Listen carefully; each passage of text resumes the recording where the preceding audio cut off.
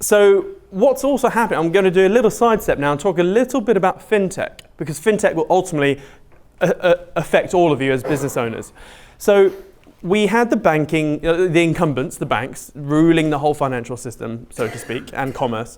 And then we had fintech companies sprout up. So we had, TransferWise, Revolut, Monzo, all of these companies. They're just basically finding a little niche within the bank or financial system, going, right, I'm going to have that, yoink. So Revolut, they're taking personal banking, etc. TransferWise, into cross-border money transfers. And so all of these are sprouting up. Now, a lot of them are owned and controlled by the banks and financed by them, but there are some independent ones. But the thing is, there's a new gunslinger in town. We have the fintech companies, but we now have a thing called the tech fin companies. This is something which not many people are aware of. So, and these are basically existing tech companies, mainly internet-based companies, which are now going, okay, we have oodles of money, we have the world's best talent, we own our whatever niche it is, and what else on the planet is archaic and defunct and ripe for disruption? And guess what? Every road leads to finance. So they're like, right, well, let's just kill the banks or just take their market share. So if we have a look at Tencent, China's biggest company, they own an app called WeChat. WeChat does more money transfers than any other thing in China. It's also like a personal assistant. You can date on it, you can order insurance, you can order takeaways from it, and you can move money.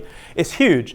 We have Amazon that's getting into the lending space right now, and we also have Alibaba. So Alibaba is the world's biggest wholesale retailer, right?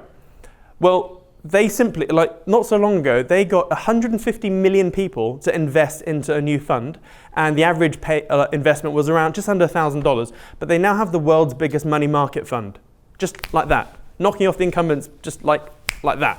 150 million people. And then we have Facebook. So how long will it be until Facebook own the world? I mean, it's unbelievable. Zuckerberg is basically King Zuckerberg. Like, power is no longer confined to borders. It's like whoever you can reach. He has 2.2 billion monthly active users. Why do you think he wants to beam free internet to the continent of Africa? It's not because he just wants more users, really.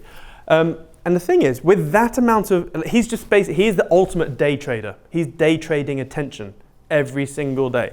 And so it won't be long until technically, he could release his own cryptocurrency, do a massive airdrop or QE, give everyone Facebook coin, let's say, and it will have inherent value because he'll force every advertiser to buy adverts using Facebook coin.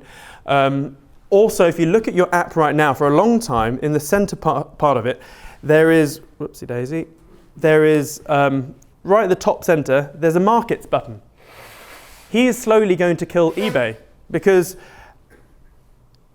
I don't use it, but the thing is, once you have a currency system where you can send money, in fact, you can already send money on Facebook. They got 50 regulatory licenses in the US for dealing and managing of money.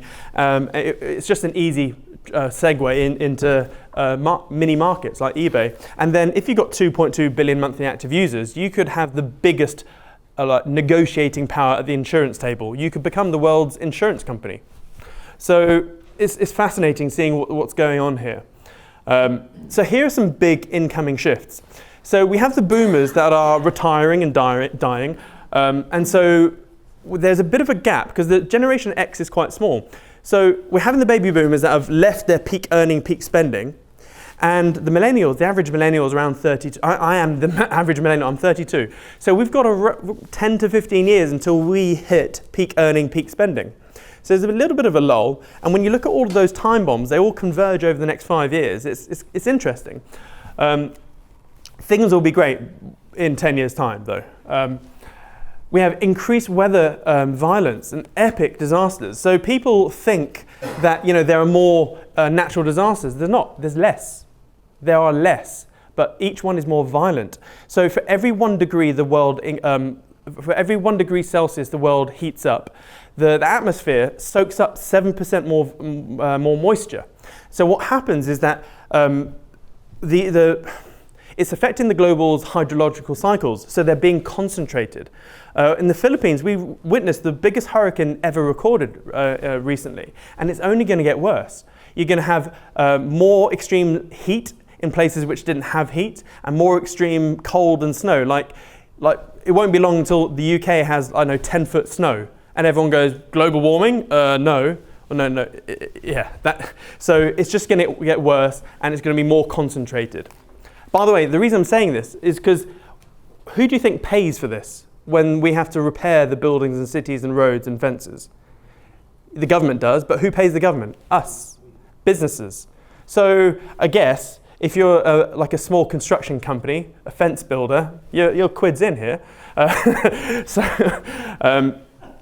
Harvesting energy revolution, solar is the way forward. It really is. There's no other energy source. I mean, more energy lands on the planet in the space of an hour than we need in a whole year. So we just need to harvest that. And if you take the US, if you wanted to take the whole of America completely off-grid, off fossil fuels and just on solar, you'd only need 100 square miles of solar panels. This is with existing tech today, with 19% efficiency PV panels. So you need 100 square miles of panels and 1 square mile of batteries.